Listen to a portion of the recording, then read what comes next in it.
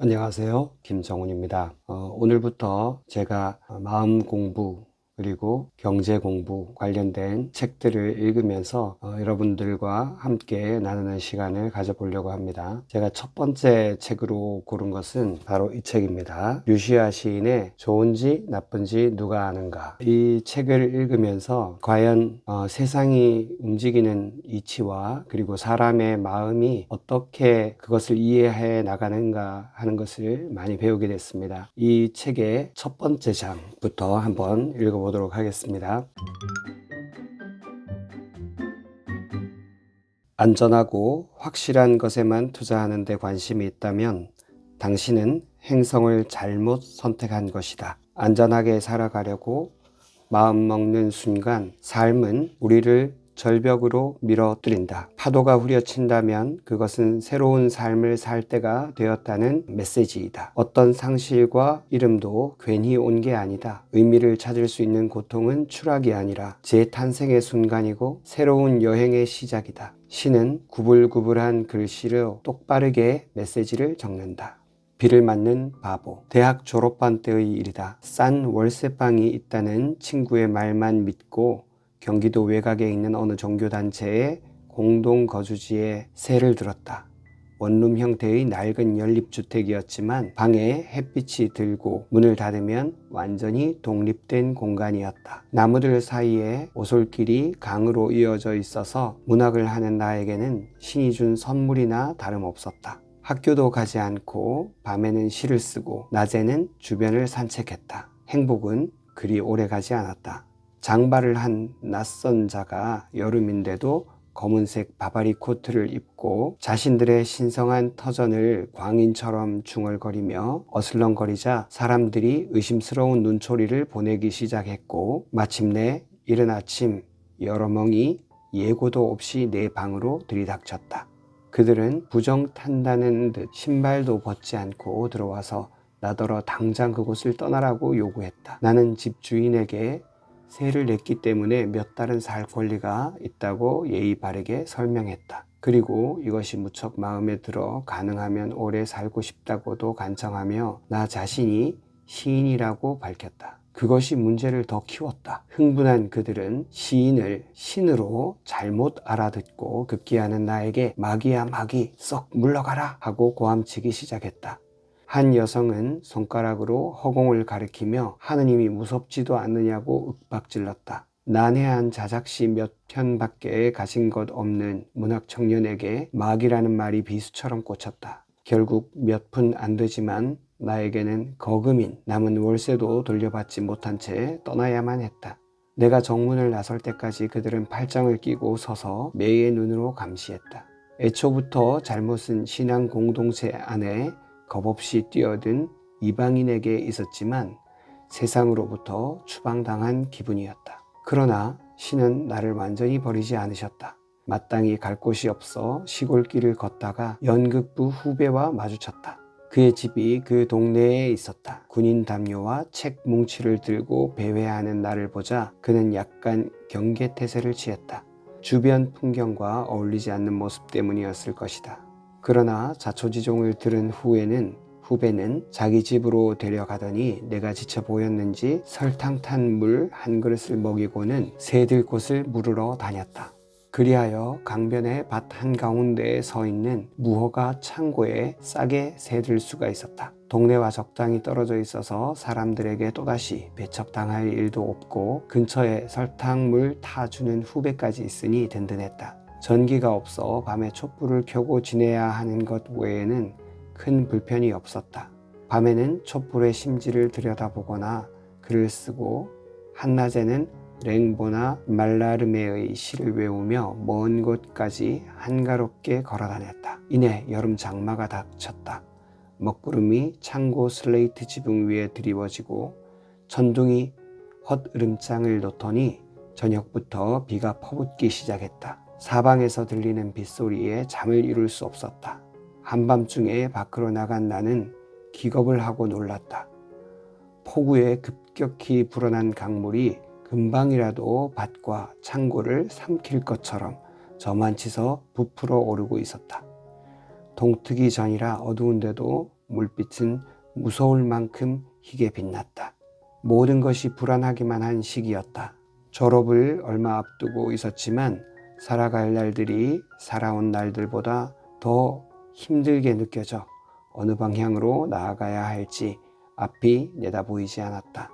그 불안감을 가중시키며 저 앞에서 강물이 너울거리고 있었다. 그때 더 이상 밀려날 곳도 없는 두려움 속에서 나를 구원한 것은 다름 아닌 나 자신이었다. 낡은 창고 앞에 서서 위협하듯 불어오르는 강물을 보며 나는 문득 생각했다.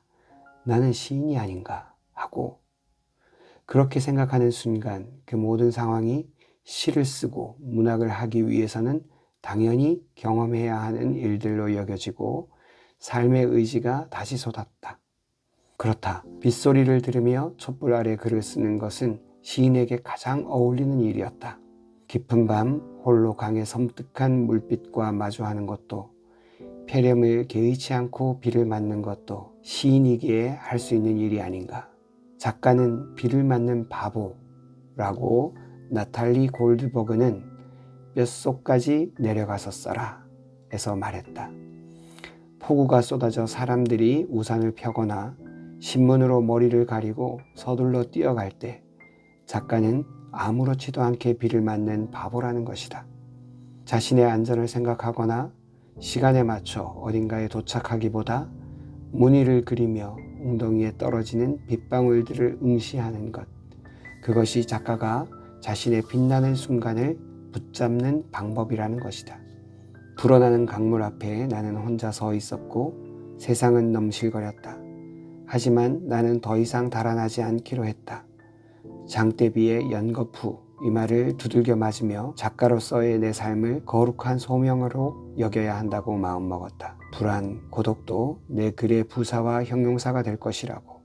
그 순간 나는 정말로 작은 세계의 신이 된 것 같았다. 파울로 코엘료의 소설 연금술사의 주인공 산티아고는 성직자가 되라는 부모의 권유를 뿌리치고 양치기를 하다가 꿈에서 본 보물을 찾기 위해 여행을 떠난다.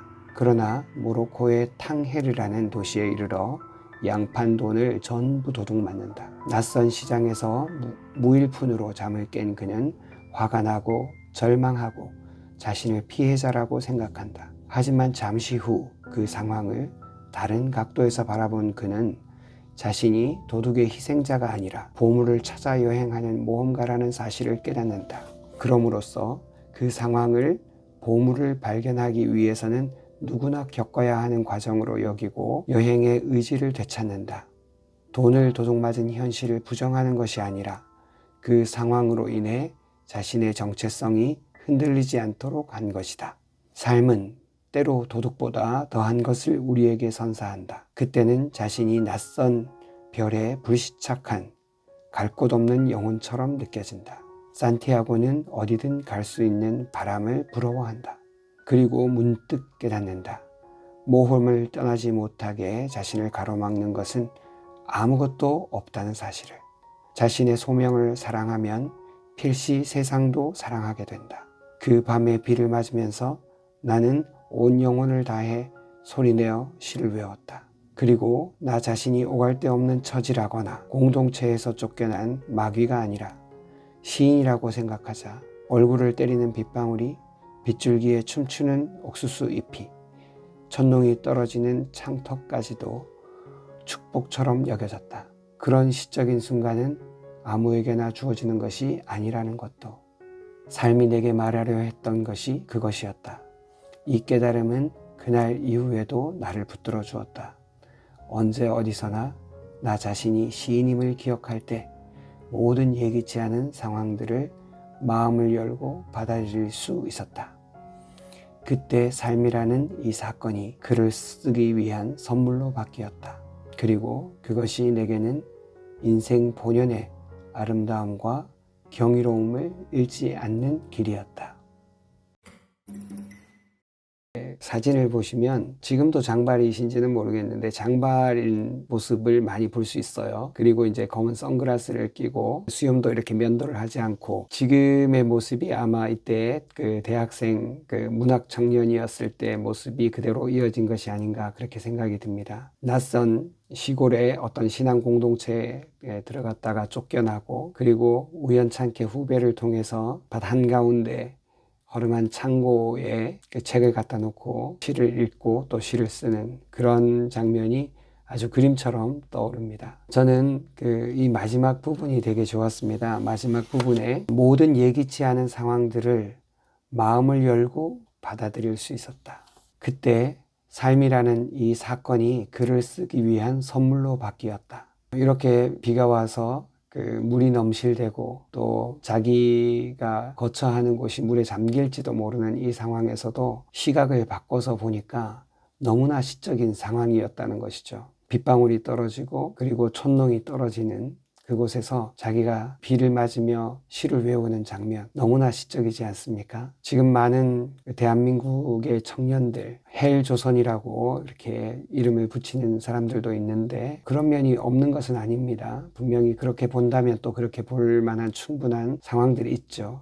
그렇지만 이때 류시화 시인이 비가 내리는 것을 자기가 막을 수도 없고, 자기의 그 가난한 시인, 문학 청년의 그 상황을 자기가 바꿀 수도 없는데, 그 상황에서 다른 모든 상황은 바뀌지 않지만 자기의 시각 하나를 바꿈으로써 곤란하고 당황스럽고 불안한 상황조차도 자기가 너무나 시적으로 바꿔서 이 예기치 않은 상황을 허용하고 받아들이게 된 것입니다. 류시아 시인은 인도를 자주 여행하면서 또 명상도 많이 하고, 그래서 굉장히 영성이 높은 그런 사람처럼 보입니다. 이렇게 우리가 바꿀 수 없는 상황을 이 시인처럼 지그시 바라보고 바꿀 수 없는 것을 자기가 어떤 태도로 받아들이는가, 이것이 우리의 삶을 축복으로 바꾸는 그런 관점이 아닌가, 저는 그렇게 생각이 들었습니다. 이 예기치 않은 상황을 그대로 허용하고 받아들이고 나니까 이때 삶이라는 이 사건이 글을 쓰고 시를 쓰기 위한